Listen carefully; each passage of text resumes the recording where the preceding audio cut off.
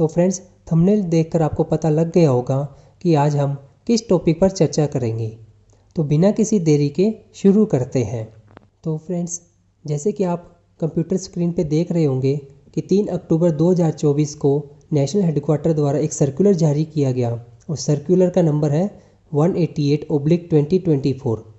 इस सर्कुलर में बताया गया है कि जो स्काउट गाइड रोवर रेंजर इस साल यानी कि 28 सितंबर 2024 को national level president scout guide rover ranger certificate examination या कंप्यूटर बेस्ड टेस्ट में अपीयर हुए थे, उस एग्ज़ाम की आंसर की जारी हो चुकी है।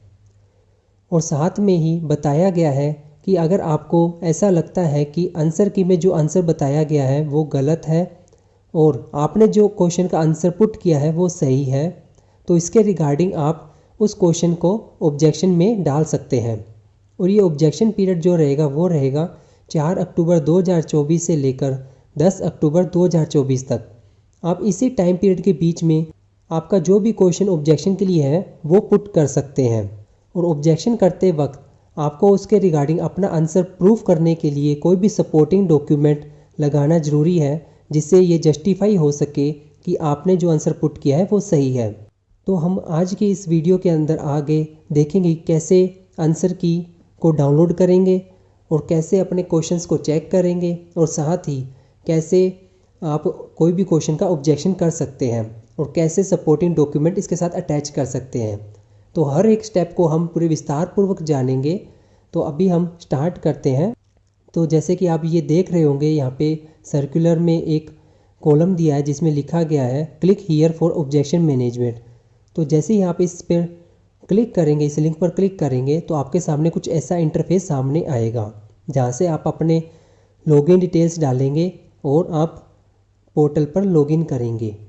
तो जैसा कि आप देख रहे हैं, हमने पोर्टल पर लॉगिन डिटेल्स फिल कर दी है, नीचे कैप्चा कोड भी फिल कर दिया है और अब हम क्लिक करेंगे लॉगिन पर।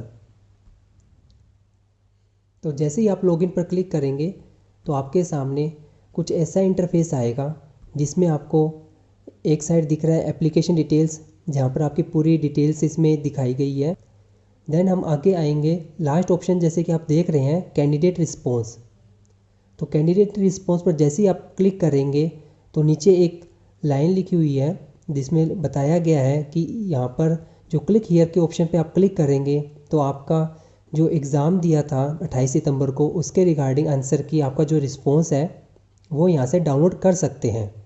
तो हम यहाँ पे क्लिक हियर पर क्लिक करेंगे और अपना जो रिस्पॉन्स है या आंसर की है उसको डाउनलोड करेंगे।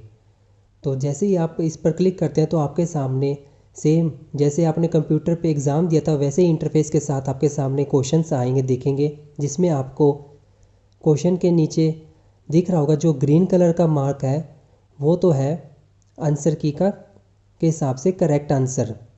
और इसके साथ ही सामने आप देखेंगे चूजन ऑप्शन का जो कॉलम है, वहाँ पर आप देखेंगे जो आंसर आपने ऑप्ट किया है। तो जो आंसर एग्ज़ाम में आपने ऑप्ट किया है वो यहाँ पे आपको सामने चूजन ऑप्शन में दिखेगा और जो आंसर की का जो ऑप्शन है वो आपको यहाँ पे ग्रीन कलर में दिखेगा। तो जैसा कि आपके सामने एक 19 नंबर क्वेश्चन दिख रहा है, ये क्वेश्चन कह रहा है कि सूर्य नमस्कार का 8वां चरण क्या है। तो इसमें 4 ऑप्शन दिए गए हैं और जो आंसर की के हिसाब से इसमें जो करेक्ट आंसर बताया है वो ऑप्शन डी है, अधोमुख स्वशासन। और जो यहाँ पे कैंडिडेट ने जो रिस्पॉन्स किया है वो उन्होंने चूज़ किया है ऑप्शन सी यानी कि पर्वतासन।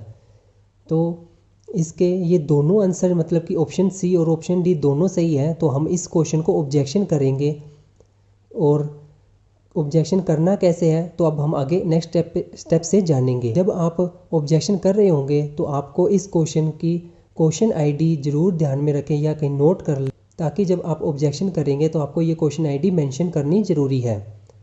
तो इसलिए ये इसके क्वेश्चन आईडी है, इसको नोट कर लें। जब हम ऑब्जेक्शन करेंगे तो यहाँ पे क्वेश्चन आईडी मेंशन कर इसके रिगार्डिंग हम डॉक्यूमेंट लगाकर इसको ऑब्जेक्शन कर सकते हैं।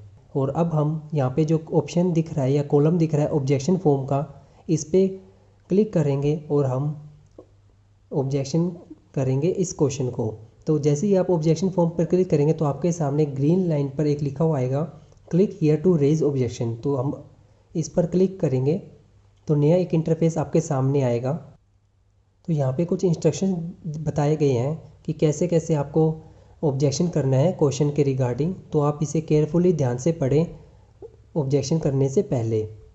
तो जब आप इसे पढ़ लेंगे तो आपके सामने ये जो आपके डिटेल्स ऑटोमेटिकली इसमें जनरेट हो जाएगी, जैसे कि एप्लीकेंट नेम, आपका मोबाइल नंबर, ईमेल आईडी, आप स्काउट गाइड या रोवर रेंजर जिस भी सेक्शन से उस वहाँ वो लिखा हुआ आ जाएगा। देन एग्ज़ाम की डेट, नीचे शिफ्ट, इसके नीचे जैसे कि आपको मैंने बताया था कि जो भी क्वेश्चन आपका ऑब्जेक्शन के लिए रहेगा तो उसकी क्वेश्चन आईडी ज़रूर आपको पता होना चाहिए। तो यहाँ से हम क्वेश्चन आईडी सेलेक्ट करेंगे।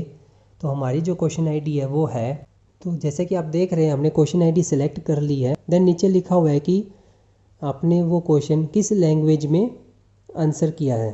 तो हम इसको सेलेक्ट करेंगे हिंदी या इंग्लिश। तो जैसे कि आपने देखा कि वो क्वेश्चन हमारा हिंदी में था तो हम यहाँ पे हिंदी सेलेक्ट करेंगे। देन नीचे लिखा है नेचर ऑफ ऑब्जेक्शन।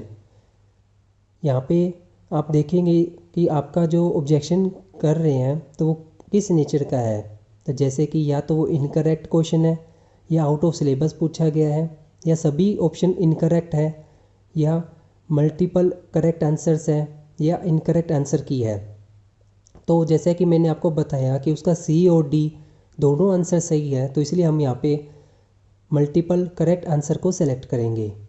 देन नीचे कॉलम है कि करेक्ट ऑप्शन आईडी क्या है। जब आपने, अगर आप यहाँ देखेंगे इस क्वेश्चन के सामने क्वेश्चन की आईडी तो ये ऊपर दी गई है, नीचे इसमें दी गई है ऑप्शन आईडी, यानी कि ऑप्शन 1 की जो आईडी है वो ये है, ऑप्शन 2 की आईडी, ऑप्शन 3 की आईडी, ऑप्शन 4 की आईडी। तो जैसे कि हमने यहाँ पे मल्टीपल करेक्ट ऑप्शन का सेलेक्ट किया है तो हम यहाँ पे जो करेक्ट ऑप्शंस हैं जैसे कि option C and option D, तो दोनों की ऑप्शन आईडी हम यहाँ मेंशन करेंगे। तो हमने यहाँ पे करेक्ट ऑप्शंस की आईडी यहाँ मेंशन कर दी है।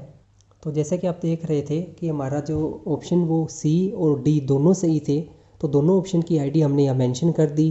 देन यहाँ पे नीचे लिखा है do you want to add remarks. Then यहाँ पे येस करेंगे और यहाँ पे आप टाइप करेंगे कि आपको जो ऑप्शन है वो सही है, क्या आप उसके क्वेश्चन के बारे में बताना चाहेंगे, तो यहाँ पे आप वो सब कुछ रिमार्क देंगे। तो हमने यहाँ मेंशन कर दिया है कि जो ऊपर हमने क्वेश्चन आईडी मेंशन की है तो उसके regarding option C and option D दोनों करेक्ट है। देन हम नीचे आएंगे तो देखेंगे कि कोई सपोर्टिंग डॉक्यूमेंट अपलोड करना ज़रूरी है जिससे कि कंफर्म हो सके कि हमने ये जो ऑब्जेक्शन किया है वो जस्टिफाई है। तो हमारे ऑब्जेक्शन को जस्टिफाई करने के लिए कोई भी supporting document, authentic supporting document हम यहाँ अपलोड करेंगे। तो अब हम क्लिक हियर टू अपलोड पे क्लिक करेंगे। देन आपके सामने ऊपर दिख रहा होगा कि डॉक्यूमेंट 1, 2, 3, 4 एंड 5, मतलब कि आप जो भी क्वेश्चन ऑब्जेक्शन कर रहे हैं उसके रिगार्डिंग मैक्सिमम 5 डॉक्यूमेंट अपलोड कर सकते हैं। और नीचे यहाँ पे बताया गया है कि जो भी आप डॉक्यूमेंट अपलोड कर रहे हैं वो PDF, JPG या JPG फॉर्मेट में होनी चाहिए जिसका मैक्सिमम साइज 400 KB तक हो। तो अब हम क्लिक करेंगे ड्रॉप फाइल्स हियर पर। तो जैसा कि अब आप देख रहे हैं हमने यहाँ पे 2 सपोर्टिंग डॉक्यूमेंट अपलोड कर दिए, जैसे कि डॉक्यूमेंट 1 एक अपलोड किया है और डॉक्यूमेंट 2 अपलोड किए हैं। तो हमारा जो क्वेश्चन का ऑब्जेक्शन है तो उसके रिगार्डिंग 2 डॉक्यूमेंट हमने अपलोड किए हैं। और देन हम क्लिक करेंगे क्लोज पे। देन रीचेक करने के लिए कि आपके डॉक्यूमेंट अपलोड हुए या नहीं हुए, तो इस पर दोबारा क्लिक करके देख सकते हैं कि document 1 uploaded, document 2 uploaded. Then दोबारा क्लोज पे क्लिक करेंगे और अब हम लास्ट में सबमिट के ऑप्शन पे क्लिक करेंगे ताकि हमारा जो ऑब्जेक्शन है वो सबमिट हो जाए। देन ऊपर कंफर्मेशन मांगा गया है कि are you sure you want to submit the form. Then okay पे क्लिक करेंगे। तो जैसे ही आप ओके पर क्लिक करते हैं तो आपके सामने कुछ नया इंटरफेस आएगा जिसमें दिखाया गया है ऑब्जेक्शन डिटेल्स के बारे में। तो आपने जो ऑब्जेक्शन किया उसमें क्लियरली बताया है कि आंसर किस लैंग्वेज में था, क्वेश्चन की आईडी क्या है, नेचर क्या है ऑब्जेक्शन का, multiple correct answers, then correct option क्या क्या है वो दोनों ऑप्शन की आईडी हमने यहाँ मेंशन कर दी है। रीमार्क्स भी हमने यहाँ पे ऐड कर दिया है और हमारा जो डॉक्यूमेंट है वो भी हमने अटैच कर दिया है, जैसे कि आप ये नीचे देख रहे हैं डॉक्यूमेंट 1 एंड डॉक्यूमेंट 2।